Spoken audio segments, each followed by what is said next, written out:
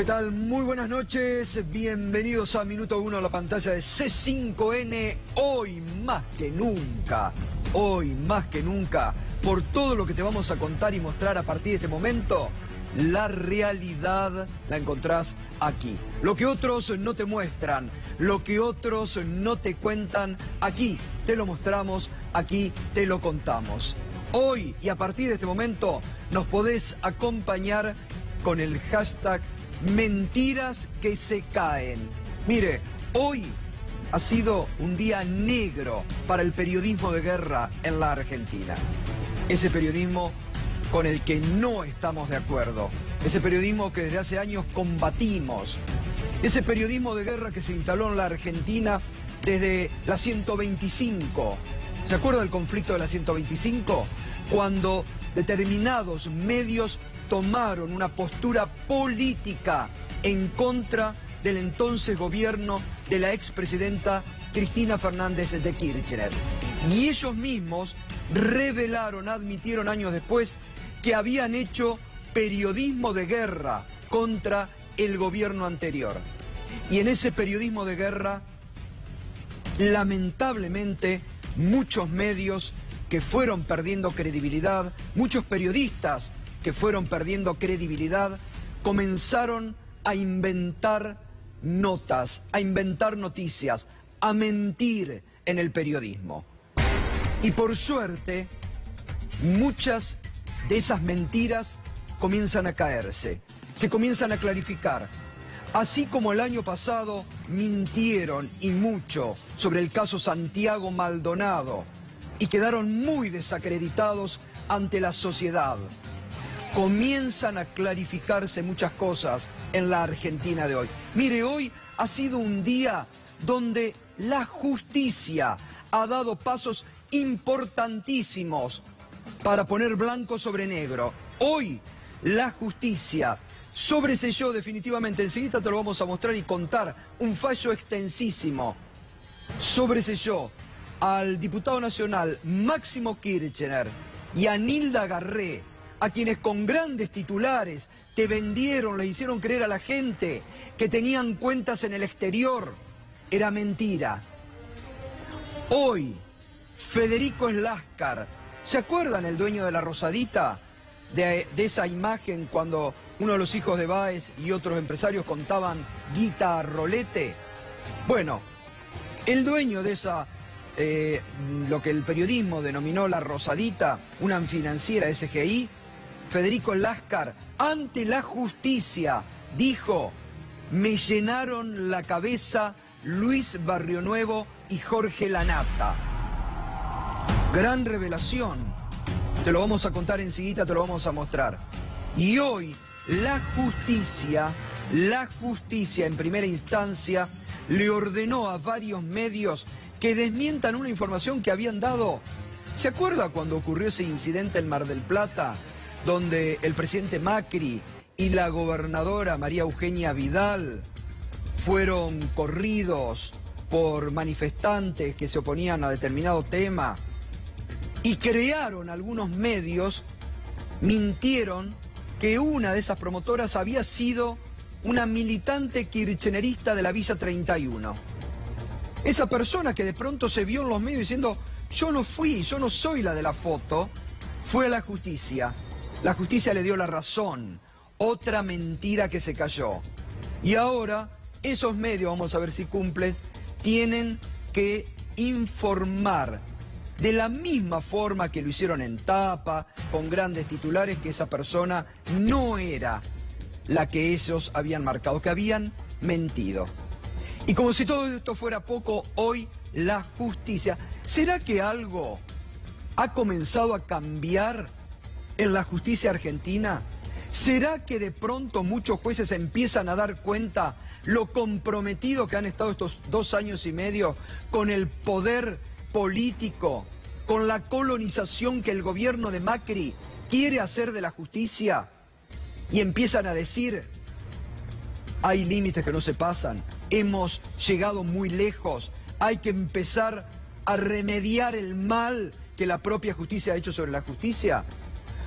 Una información que enseguida va a desarrollar Darío Villarruel que la Cámara de Casación apartó al juez Irursun, el creador de la nueva doctrina de mandar preso y después proteste de la causa de la denominada, mentirosamente, estoy inventando otro término, mentirosamente, pero en forma mentirosa, ruta del dinero K. Mire las mentiras que se caen en un día, las comenzamos a desarrollar a partir de este momento. Te doy un anticipo. Federico Eláscar ante la justicia, ante el tribunal oral que juzga a Lázaro Báez ayer. Federico Eláscar, no lo viste en ningún lado, no lo vas a ver en otro lado. Un anticipo de lo que dijo ayer en el tribunal oral que juzga a Lázaro Báez. Sí, lo usé, y lo usé para lastimar. ¿Por qué? Porque Barrionuevo que me dijo, pibe, te van a matar. Hablé con Lázaro, Lázaro me dijo que te va a matar. Barrionuevo viene todo perfecto, pibe, vos fumás, yo soy el número 1 acá. Obviamente entré como un caballo. Y después termino con este otro burro. En su casa. ¿Por qué? Porque me operaron. Al otro día me junto con Luis Barrionuevo, con Horacio Ferro, y me quedé tranquilo, que venía todo bien. Yo ya había dado mi entrevista con la Nata. Bueno, una entrevista guionada, básicamente. Porque a Rossi me lo nombran ahí en ese momento, y yo con la calentura que tenía, nombrarme a quien sea que lo prendo fuego. Además, si me dicen que me quieren matar y que me tengo que exponer, pero yo digo lo que sea. Este es un anticipo, ¿eh? Enseguida, a partir de las 21, tenemos un desarrollo que no lo vas a ver en ninguna otra parte.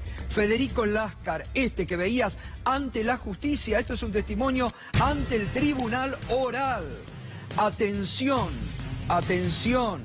Ahora se lo voy a preguntar a Darío Villarruel, pero pueden ser denunciados como instigadores con duras penas Luis Barrionuevo y Jorge Lanata. Atención con este dato, algunos fiscales hace instantes me empezaron a mandar WhatsApp. Ojo, que pueden ser denunciados como instigadores Luis Barrionuevo y Jorge Lanata. Queda una... Mire, se ha destapado una olla hoy. Enseguida tenemos todo el desarrollo, ¿eh?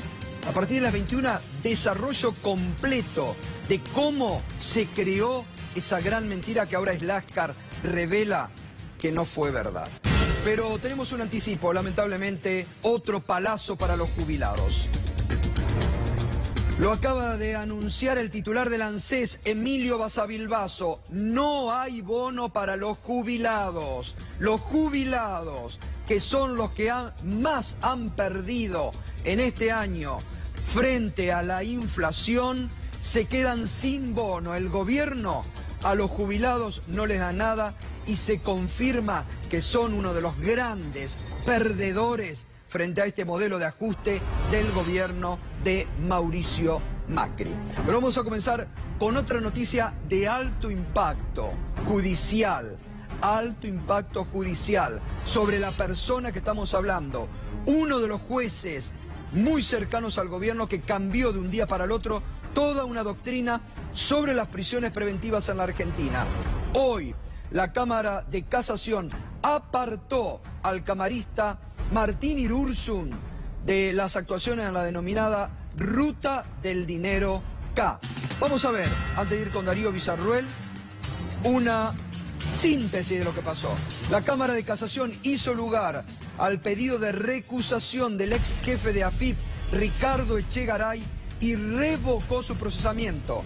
El fallo se basa, escuchen bien esto, el fallo se basa en el temor de parcialidad en el magistrado Irursun. La misma Cámara de Casación está diciendo que este señor, Martín Irursun, es parcial. Vamos con más. Soy de la opinión que se darían las circunstancias de excepción previstas en la normativa vigente, por lo que se encuentra debidamente fundado el temor de parcialidad invocado por la parte, argumentó el juez Borinsky, uno de los firmantes del fallo. El juez Irursun es el que había obligado a Casanelo a indagar a Cristina Kirchner en esta causa, pese a que el juez consideraba que no había pruebas para sostener la acusación. La Cámara Federal ahora deberá definir la falta de mérito a la expresidenta. Además, el ex juez Martín Irursun es el ideólogo de la teoría del poder residual, en la que se sustentan las detenciones preventivas de los funcionarios acusados de corrupción. Bien, Darío Villarroel, buenas noches. Atención antes porque, ojo que Láscar habla de la Cámara de Casación, ojo que Láscar habla sobre la falta de mérito, habla sobre la falta de, el tema que va a tratar la Cámara Federal, sobre Cristina Kirchner, a partir de las 21 te lo vamos a mostrar. Darío Villarroel, buenas noches, Darío. Qué día, ¿eh? Qué día, qué día, Darío, información judicial y un poco se están poniendo las cosas en orden. No es para tirar manteca al techo, pero el Estado de Derecho está apareciendo. ¿Vio cuando el sol a la mañana aparece? El Estado de Derecho parece ser que en la Argentina está volviendo. Y la verdad que un mal día para Martín Irursun, porque a ver, los que le dicen lo que recién le mostró Gustavo Silvestre son los jerárquicamente superiores. Cámara de Casación Penal, Mariano Borinsky, el doctor Barrio Nuevo y el doctor Gustavo Hornos, que tiene el fallo o la resolución más dura. Dice Hornos que no solo hay que ser juez, sino parecer. Repito, no solo hay que ser juez, sino parecer. Y atención con el tema de las recusaciones. No es que cualquiera recusa porque sí. Y el tema de la imparcialidad. ¿Por qué? Porque se viola la defensa en juicio si hay un juez parcial que tiende a llevar a una persona a ser acusada por un delito. Este caso es Ricardo Echegaray, pero la causa es la ruta del dinero K. Ahora se va a plantear un interrogante porque el fallo de la Cámara saca a Irursun, pero no deja claro si lo saca solo respecto a Echegaray o lo saca también respecto de Cristina Fernández y otras causas que están pendientes en esa Cámara Federal. Y porque, fíjate, Darío, Martín Irursun, de esto habla después el Láscar, tiene que definir sobre la falta de mérito que le dictó el juez Sebastián Casanelo a la expresidenta, acusado ahora de parcialidad. Y si define en contrario a lo que sostiene el juez, ¿no va a estar empañada esa resolución de Martín Irursun? Por eso la lectura, que hablé con varios jueces, es que Irursun no debe estar más. Deben ser otros camaristas los que resuelvan la apelación de la falta de mérito que dictó Sebastián Casanelo a Cristina Fernández. Pero habrá que ver si Irursun se quiere sostener. ¿Por qué? Le explico claramente. Si en una causa hay 11 imputados y uno recusa al juez, no van a llamar a otro juez para que resuelva respecto de ese caso y otro juez para que resuelva respecto de los otros 10. No sé si me entiende. La causa es conexa, es la misma, es la ruta del dinero K. Y si es imparcial con Ricardo Echegaray, ¿de qué gobierno era Ricardo Echegaray? ¿Quién lo había nombrado Ricardo Echegaray? ¿En qué época trabajó? Si es parcial respecto a Echegaray, uno supone que será parcial respecto de Cristina Fernández de Kirchner. Otro dato, Gustavo, en esta línea que tampoco se sabe porque no se dice. La falta de mérito dictada por Casanelo fue apelada ante la Cámara Federal, como decís vos, y hay que ver quién lo resuelve. Apelaron Bien. La UIF, la AFIP, que nunca apareció ni pidió la indagatoria, pide ahora que procesen a Cristina, y también la Oficina Anticorrupción. ¿Sabés quién no apeló en esto de un cambio de tiempos en la justicia? El fiscal de la campera loca, Guillermo Marijuán. No apeló la falta de mérito de Cristina Fernández de Kirchner. Y bueno, esto quiere decir porque muchas habla cosas. bien de Marijuán, Tal porque cual. se habrá dado cuenta que lo del juez Casanelo, además Marijuán, atención, porque Marijuán ha comenzado a tomar posturas más apegadas al Marijuán que conocíamos en la primera época, apegado a derecho siempre, ¿no? Entonces, ojo, ese es todo un dato también, porque lo del juez Casanelo es impecable en su resolución. Después están las determinaciones políticas. Pero ahora seguimos, Darío, porque aparte no nos olvidemos, Darío, que Martín Irursun era el hombre que fue fotografiado, que fue esa foto revelada en el cohete a la luna, el portal de Horacio Berbisky, con el operador de Macri, con Pepín Simón, ahí. Martín Irursun escuchando atentamente las indicaciones del principal operador macrista Pepín Simón. Este es el juez sobre hoy, la Cámara de Casación lo ha apartado, realmente. ¿No habrá gustado esa foto, digo, a los miembros de la Cámara de Casación respecto de la parcialidad? Y puede ser.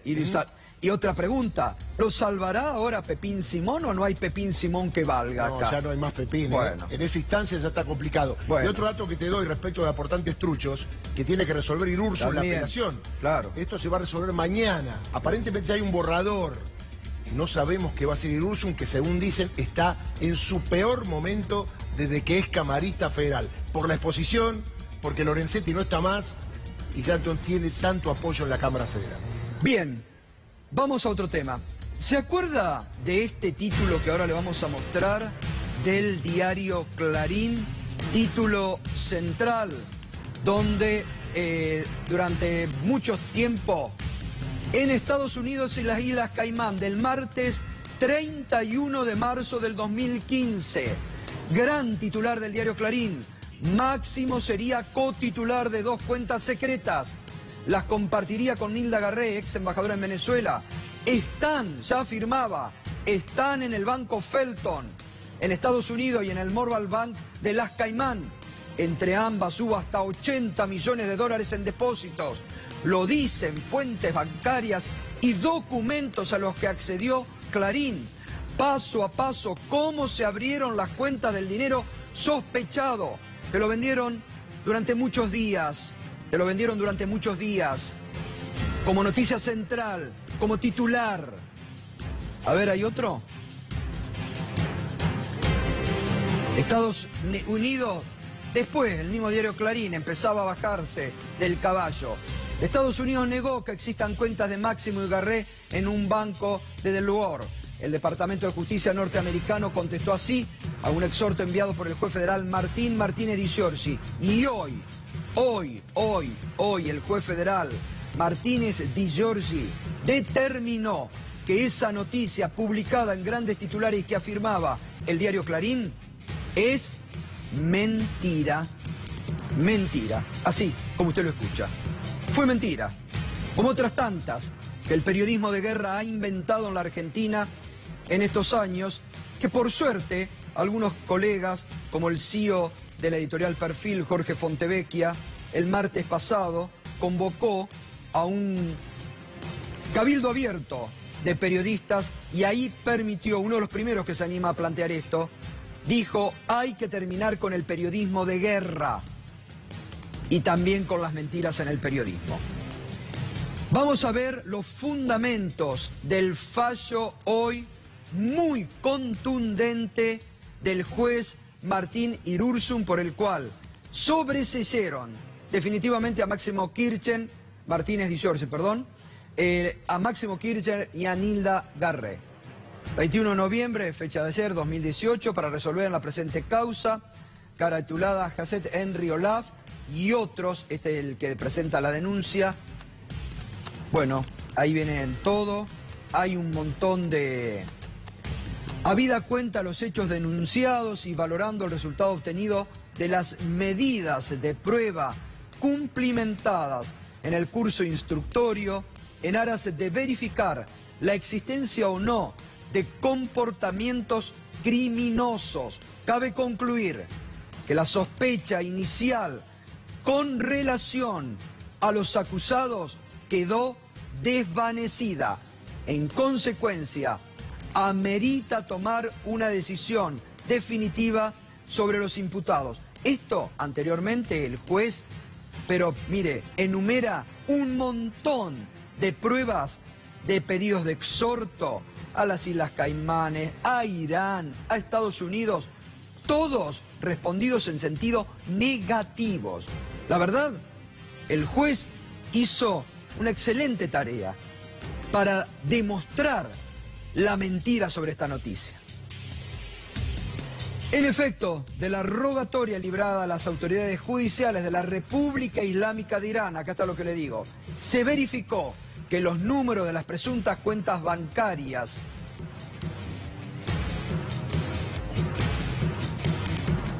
no existen, bueno, decía ahí.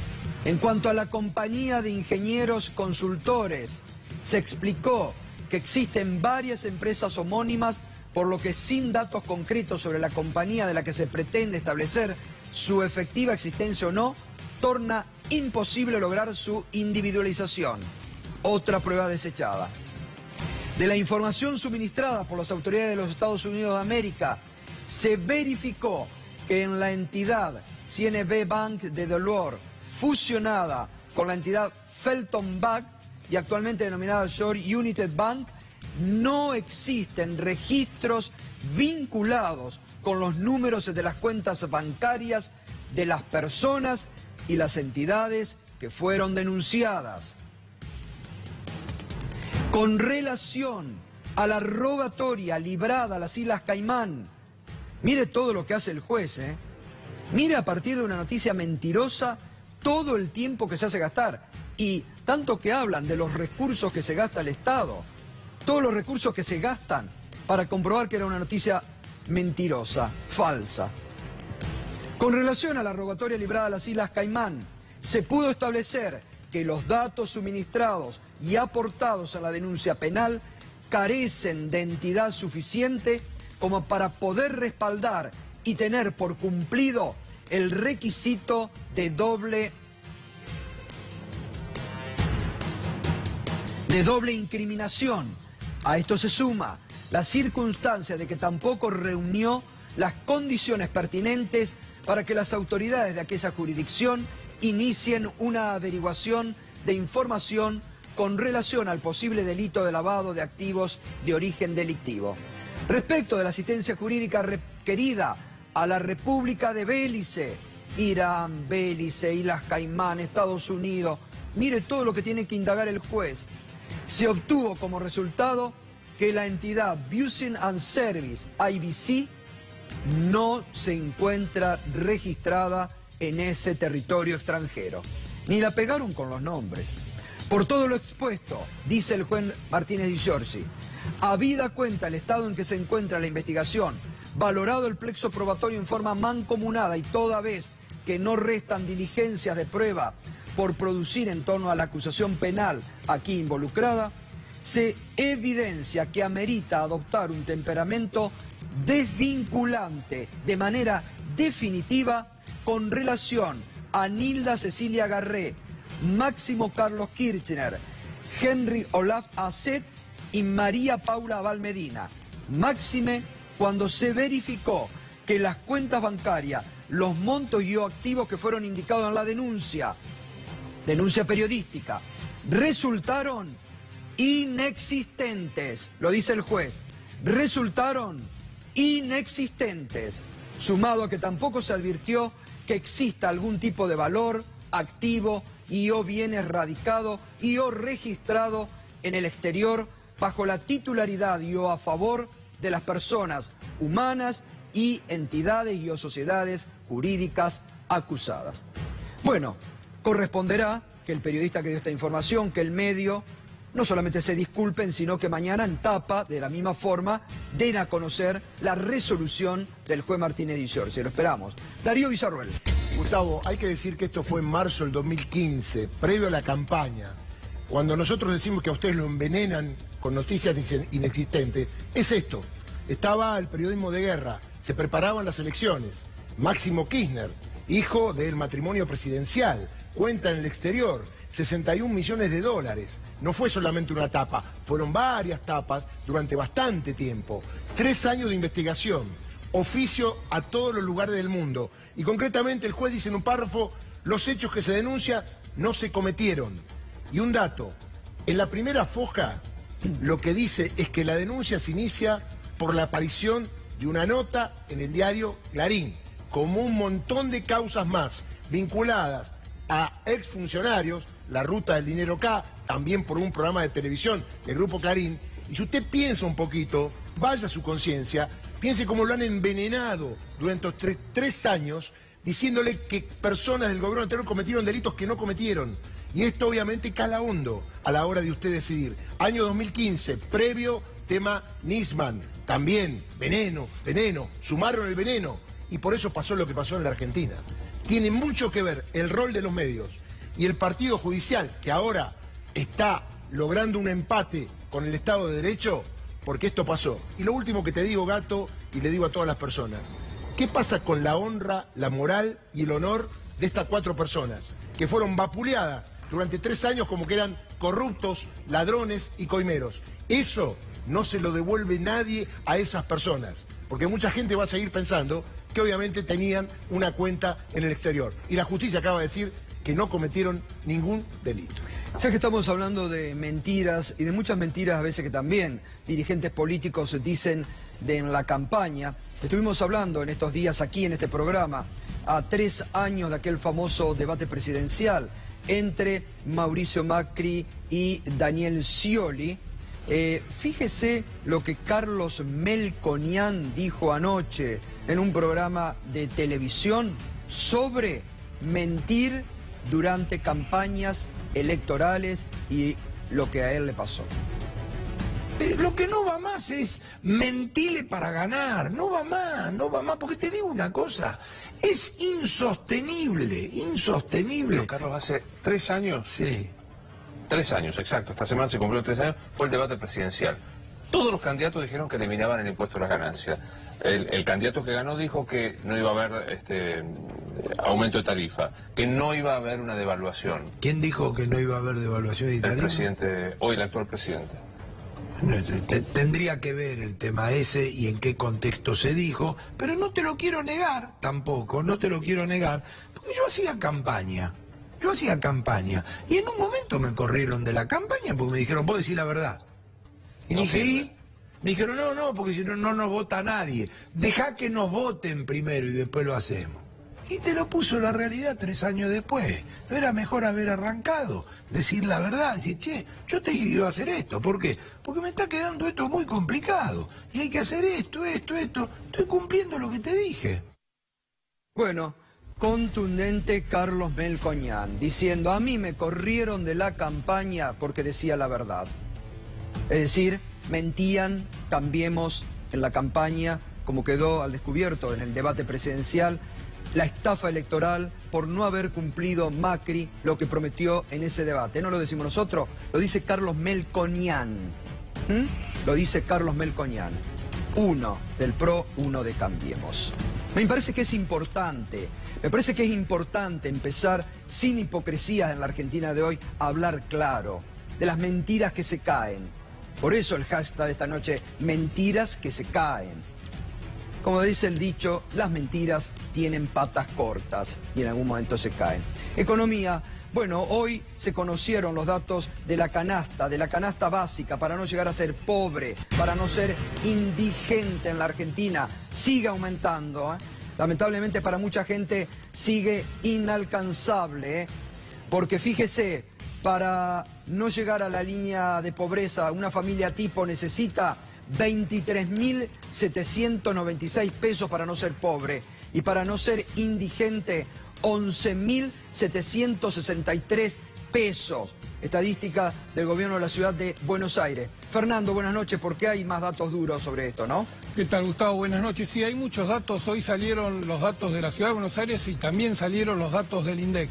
Lo que aporta el INDEC es muy interesante porque dice que en octubre la canasta básica alimentaria y la canasta básica total, la que mide indigencia y pobreza, se incrementó en 7.5%. Esto es 2 puntos más que la inflación, y lo que significa es que el consumo de los sectores más populares aumenta más que el promedio de precios de la economía. Esto es, aumenta más especialmente los alimentos, y especialmente los alimentos que consumen los sectores de bajos ingresos, que tiene que ver mucho con la harina. Así que ahí el golpe es muy fuerte. En el año, la canasta básica de alimento y la canasta básica total acumulan más de 50% de aumento, 53, 54% una y otra de incremento. Estamos hablando de casi 20 puntos más de lo que fue la inflación a lo largo del año. Y te das cuenta que con estos niveles, la pobreza que va a reflejar el próximo informe del INDEC tiene que subir, y tiene que subir muy fuerte. Seguramente va a estar arriba del 30%, seguramente va a estar muy por encima del 30%, y son los números que reflejan la crisis económica. Cuando uno ve los números de la crisis económica, dice, cae la actividad industrial, cae la producción, hay menos venta, cae el consumo.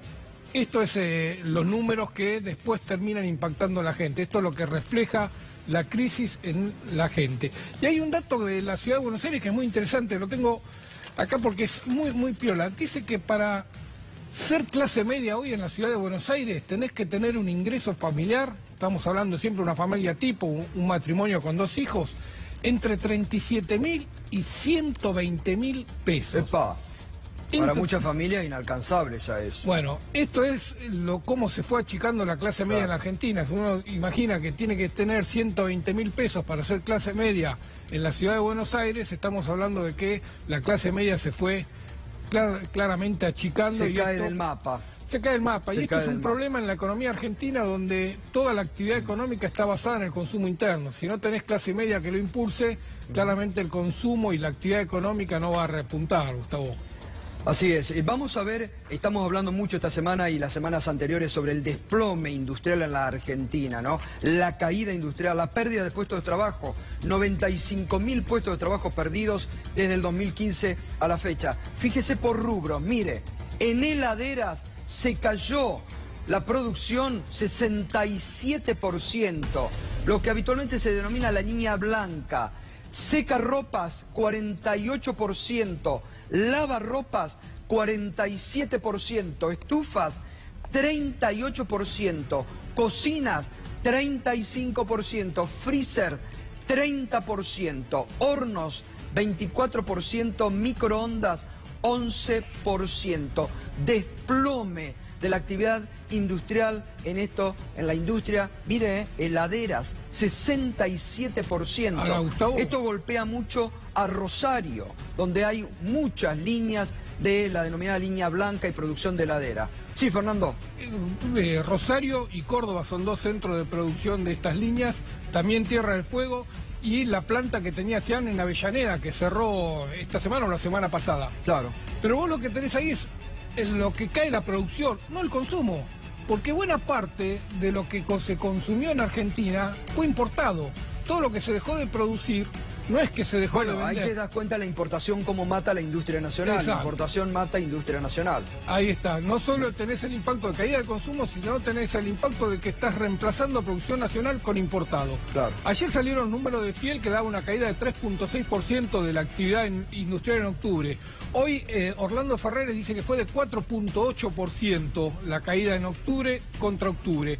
Y con un dato muy interesante, dice que en alimentos, la producción de alimentos y bebidas, cayó 2.4% interanual, pero dice que viene de 4 meses de caída promedio de 8%.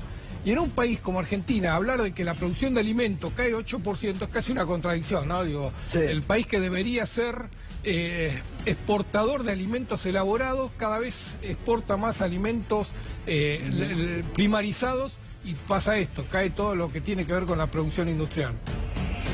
Bueno, ya que estamos hablando de economía, vamos con Pedro Brigger, que tiene algo referido al fondo, los planes de ajuste, cómo en otros países golpea. Pedro, buenas noches. Efectivamente, buenas noches, Gustavo. Hace semanas, en realidad hace meses que venimos hablando de la situación en Túnez. Recién Fernando Alonso daba datos respecto a la economía argentina, que la verdad la podemos trasladar a Túnez porque son bastante similares. Las tarifas eléctricas que aumentan un 45%, la depreciación de la moneda tunecina, el dinar, muy similar a la crisis económica argentina. ¿Qué tienen en común también Túnez y la Argentina?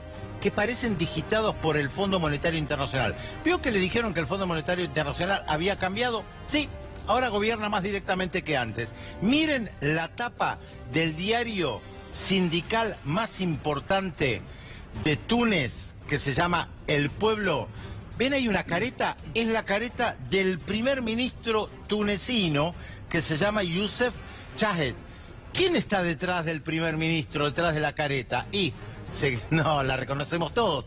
Christine Lagarde, efectivamente. Este es el periódico que se llama El Pueblo, de la Central Sindical Tunecina, una vieja central sindical que además fue premio Nobel compartido en el año 2015 por haber trabajado para la pacificación de Túnez. ¿Pero qué dice el Fondo Monetario Internacional? Algo que hace semanas les decíamos acá mismo, que de ninguna manera, escuchó bien, de ninguna manera puede haber un aumento salarial para los empleados del sector público. ¿Cómo responde la central sindical? Con una gran huelga masiva que se llevó adelante hoy en todos los rincones de Túnez, después de 5 años que la Unión General de los Trabajadores Tunecinos, que la central sindical desde la década del 40, que no realizaba una huelga general tan masiva con estas características. La consigna central está tomada de la época de la colonización francesa. Túnez es libre, fuera la colonización. Vale la pena recordar que Túnez estuvo ocupada 71 años por Francia. ¿Escucharon bien? 71 años ocupada por Francia. Después de la independencia, más allá de todo lo que pasó, entró el Fondo Monetario Internacional, impone condiciones. Los trabajadores tunecinos frente a esta situación, en un contexto similar a lo que planteaba Fernando Alonso respecto a la Argentina, dijeron: de ninguna manera aceptamos esto. El fondo, ¿qué está haciendo en Túnez?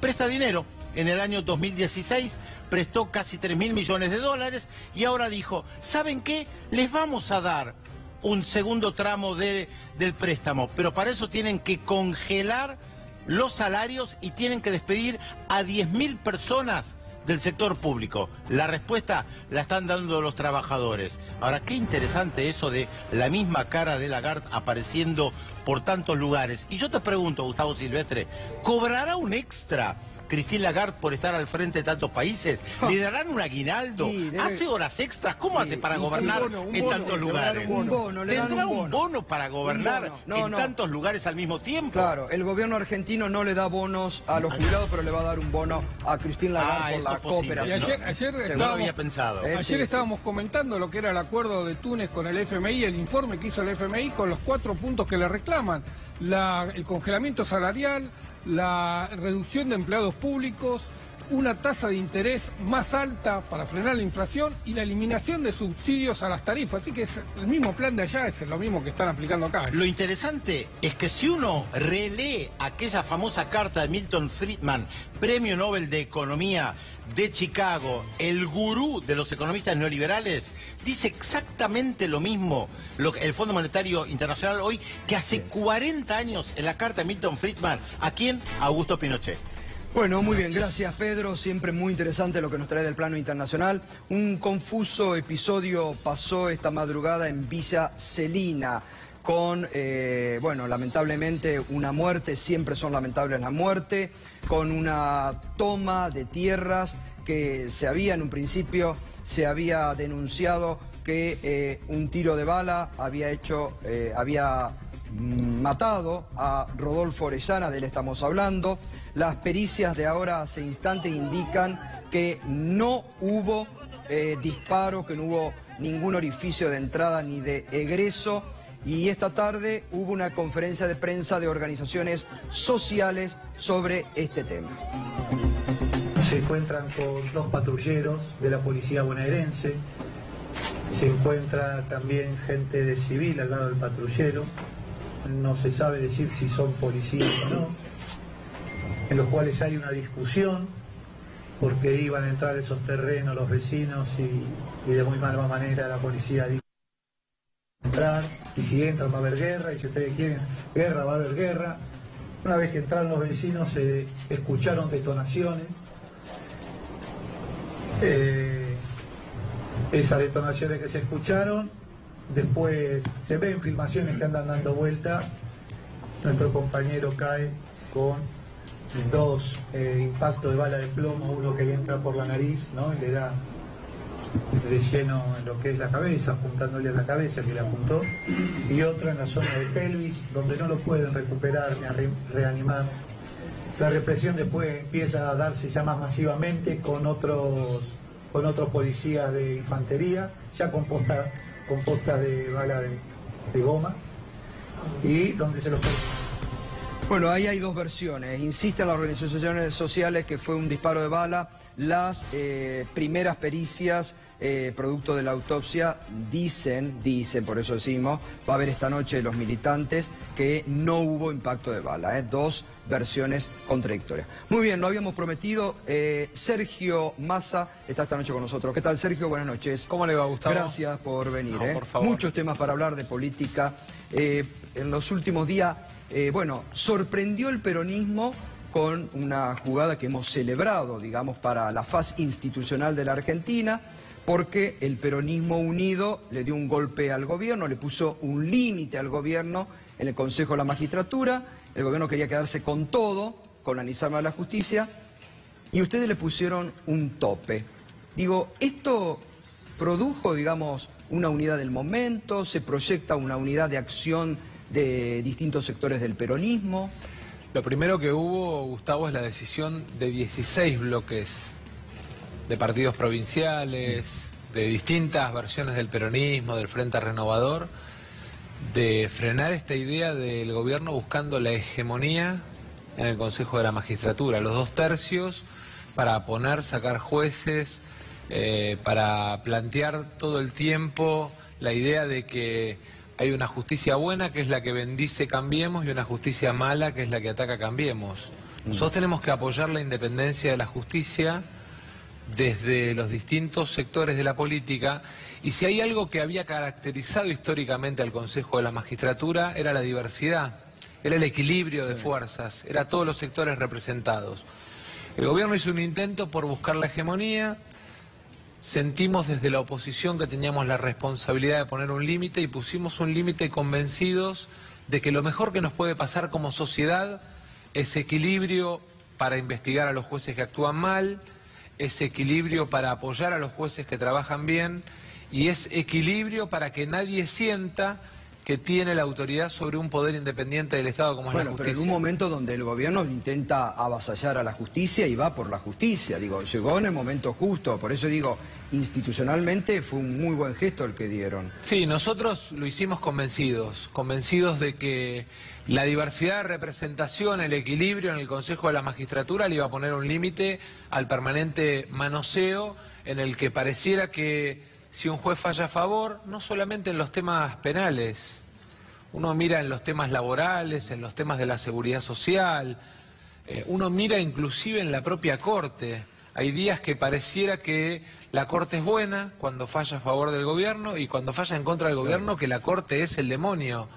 Y lo que necesitamos en la Argentina es que el Poder Judicial tenga la independencia para actuar y obviamente el poder político tenga la capacidad de investigar a los jueces que actúan mal. Y no solamente, digo, en la materia vinculada a los temas de corrupción, porque nosotros vemos todos los días que la inseguridad invade a nuestra sociedad y sin embargo aparecen institutos como la prisión preventiva que al ser tan laxos terminan siendo utilizados para algunos temas y no siendo utilizados contra los delincuentes en los momentos en que cometen delito. Ahora vamos a retomar ese tema porque Darío seguramente que sigue el tema todos los días va a querer preguntar varias cosas. Pero yo digo, vamos a la faz política. Esto que usted dijo que mereció mucho diálogo con distintos sectores, partidos provinciales, pero básicamente lo que importa acá, el peronismo. Y muchos colegas nuestros de distintos medios han dicho que usted fue un articulador de ese diálogo. ¿Significa que usted habla con el kirchnerismo? Mire, yo tengo la convicción de que con todos aquellos sectores que querramos construir una nueva mayoría para la Argentina, tenemos que tener la capacidad de dialogar. Más allá de que podamos representar propuestas electorales distintas, porque el próximo gobierno y el próximo presidente va a necesitar que la Argentina tenga un acuerdo económico y social. Cuando usted mira los vencimientos del Fondo Monetario, recién veíamos el informe que presentaba respecto de Túnez, se encuentra con la gravosa situación de que en el 2021 y en el 2022 usted tiene un nivel de vencimientos que para la Argentina son muy difíciles. Sí. O sea, adelantaron los desembolsos para resolver la coyuntura, pero empeoraron el futuro de la Argentina. Entonces, claramente, Argentina necesita... No se me vaya a la pregunta política. No, claramente Argentina necesita un acuerdo económico y social que nos permita a nosotros que pretendemos construir con peronistas, con radicales, con progresistas, con socialistas, la posibilidad de tener la capacidad de generar una alternativa para la sociedad, pero también tener la posibilidad de dialogar con todas las fuerzas políticas. Y le voy a decir algo, también está el tema de la idea del etiquetado, esta cosa de fulanito es tal, fulanito es cual. Acá tenemos que aprender que hay dirigentes políticos que tienen una historia personal, política, un prestigio, no importa en qué sector. Yo le voy a poner un ejemplo claro. tengo un profundo respeto por Rafael Bielsa. Claro. Es kirchnerista. Sí. Ahora, Y eso no evidentemente, es un tipo prestigioso, claro, que la Argentina, para la agenda de política exterior y de comercio exterior que necesita encarar, lo necesita pensando el futuro. Tengo un enorme respeto por hombres que a lo mejor hoy son parte de la fuerza política Cambiemos desde el radicalismo. Los tenemos que convocar a un acuerdo de unidad nacional. Y también sé, cuando usted era diputado, que hablaba muy seguido con Guado de Pedro, con Máximo Kirchner, y tenían relaciones aceitadas con ellos, ¿no? Digo, eso no significa tampoco... Es que el diálogo me parece que en la política tiene que ser fundamental, sobre todo para construir los límites de una sociedad, o los límites que una sociedad doliente como la sociedad argentina necesita, porque la gente le está pasando muy mal, Gustavo. El límite sería Macri hoy. Es que el gobierno ha elegido ser el límite, porque gobierna para poquitos. El gobierno ha elegido proteger a las petroleras y entonces baja el barril de petróleo, baja el dólar, no baja el precio de la nafta. Nos habían dicho, bueno, esta dolarización significa que cuando baja el barril de petróleo y cuando baja el dólar va a bajar el precio de la nafta. Y la nafta no baja. Y usted mira lo que nos pasa en todos los temas de la economía y estamos igual. Sergio, me interesa porque muchas veces cuando nosotros hablamos acá o traemos invitados de su fuerza, que vienen muchos, empiezan muchos y dicen, Massa, el Frente Renovador, votó todo a Macri, lo acompañó a Macri, son copartícipes de lo que pasa hoy. Mire, yo creo que hay primero una mirada de minoría intensa de algún sector político que le habla siempre a los mismos. Y para construir una alternativa en la Argentina tenemos que animarnos a hablarle a todos. Yo no tengo problema en hablarle al votante de Unidad Ciudadana y decirle, no te quedes solo en la resistencia, porque tenemos que construir una alternativa para que la sociedad, que es la que espera una respuesta de nosotros, tenga esperanza. Y creo que tenemos que animarnos a romper ese prejuicio y ese límite. Ahora, si usted analiza fríamente, a lo largo de estos años, cada pelea en la que nosotros le pusimos límite al gobierno, el gobierno sistemáticamente usó esa maquinaria de trolls que tiene y que, digamos, en gran parte en la denuncia de Graciela Camaño queda planteado que pagamos los argentinos con los impuestos. La usa para descalificar. Entonces, el día que aparece el límite por el impuesto a las ganancias, aparece una descalificación. Bueno, el límite que aparece... Macri lo llamó a usted a través de sus amigos periodistas que ventajita Massa, u oportunista, lo tildó en otro momento. Sí, cuando le planteamos que la balanza comercial argentina iba a deteriorarse y que había que parar con las importaciones desmedidas porque estaban destruyendo las pymes, porque estaban destruyendo el comercio argentino, nos descalificaron. Pero la verdad es que el resultado terminó siendo que las pymes perdieron y que el comercio perdió. Nos descalificaron después de la ley de blanqueo.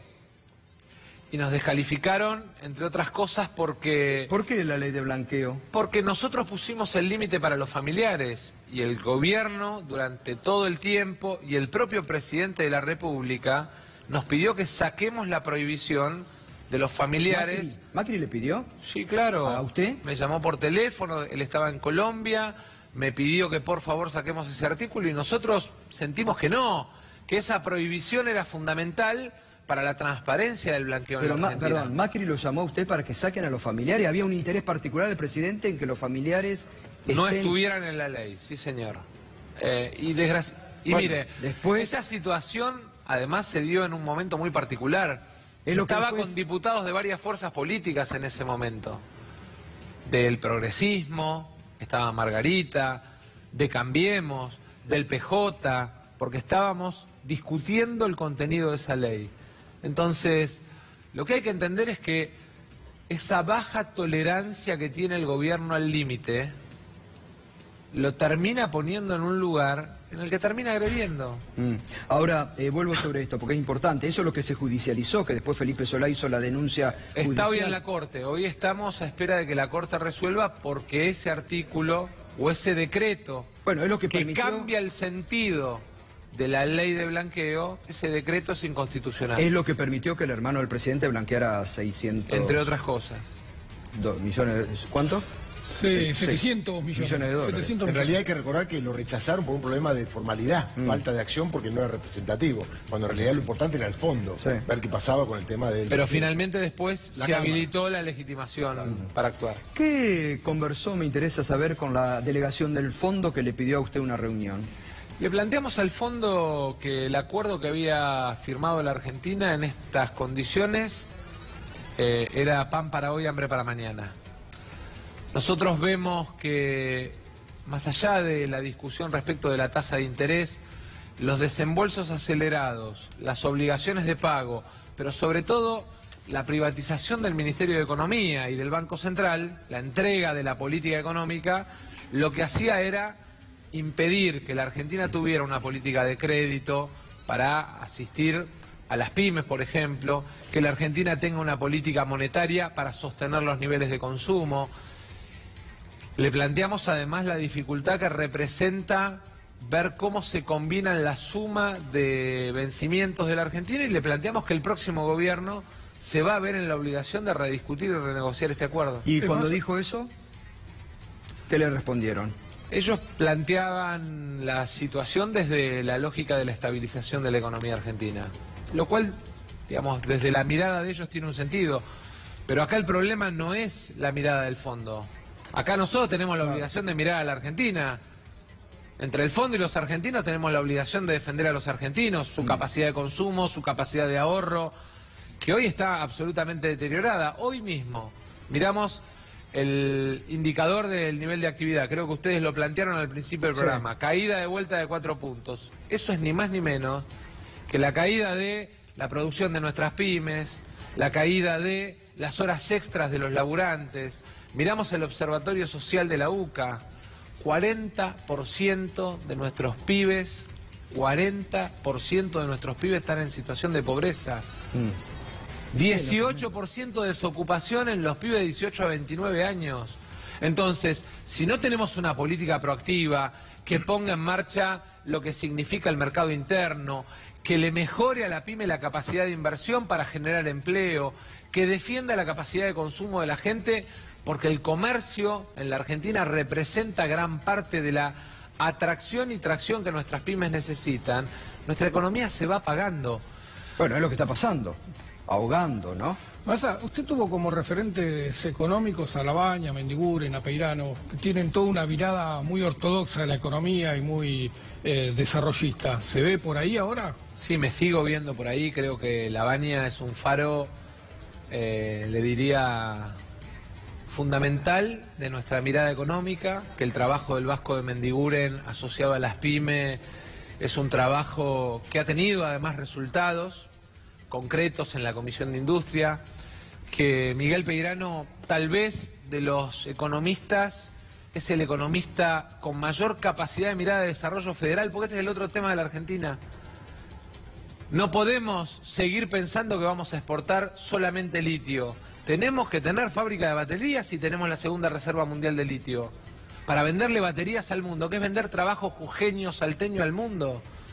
No podemos seguir teniendo una mirada de gasto público sobre Tierra del Fuego, cuando en realidad de lo que estamos hablando es de un régimen que compite con otro régimen de situaciones o de condiciones similares como es Manaos. Sergio, cuando en este marco, digo, cuando el gobierno dice, cuando Macri reitera, primero hablaba de la tormenta, de la tempestad, de las aguas, y dice, este es el único camino, este es el único camino, y repite, este es el único camino. ¿Es el único camino o hay alternativas? ¿Hay otros caminos que pueden posibilitar en el 2019 que, no sé, una unión del peronismo, lo que sea alternativa de poder válida en la Argentina? Mire, yo creo que el gobierno fracasó y estos 3 años lo que muestran es el fracaso de una política económica mirando a los sectores más concentrados de la economía. No existe la teoría del derrame. Si el Estado no actúa, si el Estado no interviene, el vaso se alarga, el agua no derrama. Y el rol del Estado es precisamente el de promover y generar posibilidades para que haya igualdad de oportunidades. Lo que nos pasa en la educación pública en la Argentina tiene que ver con la falta de visión respecto de que la educación pública en la Argentina es generadora de movilidad social ascendente. Lo que nos pasa con este apagón que están sufriendo las pymes en la Argentina tiene que ver con esa mirada de que hay solo poquitas empresas en la Argentina que pueden generar riqueza. Si usted tiene el 70% del empleo en la Argentina que es pyme, usted a los primeros que tiene que cuidar es a los que le generan 7 de cada 10 empleos, que son los pymes. Si usted tiene 30% de economía fuera de lo que se llama la formalidad, usted tiene que mirar cómo contiene, cómo promueve, cómo los incorpora a ese 30% que hoy está en la economía en negro, que está en la economía informal o que está en la economía popular. Que no hace el gobierno en este momento. Exactamente. Sergio, una pregunta. Se cumplieron 3 años del debate de Macri-Scioli, que usted lo vio. La primera pregunta es si le creyó a Macri cuando habló. Digo porque acá estoy viendo el cierre, dice Sergio Massa presenta su postura ante el balotaje con un guiño a Mauricio Macri. La pregunta es esta, ¿lo defraudó Mauricio Macri? Porque yo creo, con todos los indicadores, que en el 2015, al final del 2015, cuando llegase, el pueblo argentino en general, con los indicadores, estaba mucho mejor que ahora. ¿Lo defraudó Mauricio Macri? ¿Hizo algo bueno Mauricio Macri estos 3 años? Lo primero que quiero decirle es que Macri defraudó a millones de argentinos que confiaron en él. Más allá de mi posición personal, a mí me tocó competir con Macri. Y me gustaría que cuando pasan el debate de la segunda vuelta, también pasen el debate de la primera vuelta. Porque cuando ustedes miran el debate de la primera vuelta, se van a encontrar con que hoy cada una de las posiciones que venimos sosteniendo en la construcción de esta alternativa, la traemos desde el 2015. En mirada respecto de qué iba a hacer el gobierno y también, sobre todas las cosas, en cuál es nuestra visión de país para darle desarrollo a la Argentina.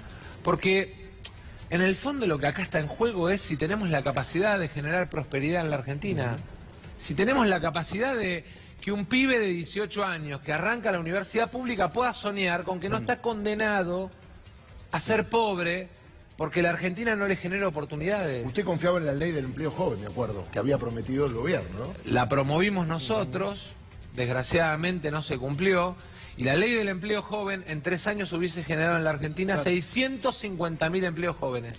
¿Me permite? Teníamos pautado hasta ahora, pero tenemos interesante y hay otras preguntas de la actualidad que queremos hacerle. ¿Hacemos una pausa? Como usted diga. Con Sergio Massa hay más preguntas de la política, también de la justicia. Y enseguidita te contamos todo sobre otra mentira que se cayó hoy. El Ascar, ayer ante la justicia, ¿qué dijo? Vas a ver, va a ser sorprendente. Enseguida te lo contamos. Hay más Sergio Massa.